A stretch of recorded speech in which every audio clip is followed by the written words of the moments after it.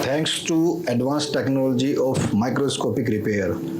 आज के टाइम में जो फेस की कोई भी चोट होती है, आँख के पास बस की कोई भी चोट होती है, तो उसका माइक्रोस्कोपिक रिपेयर करा जाता है। ये एक ऐसी मशीन है जो आँख के आसपास का और आँख के एरिया का बहुत ही मैग्नीफाइड व्यू देती है। इसके द्वारा रिपेयर किया गया इतना अच्छा अलाइनमेंट आता है कि ऑपरेशन के बाद उसका स्कार ढूंढ पाना भी बहुत मुश्किल होता है।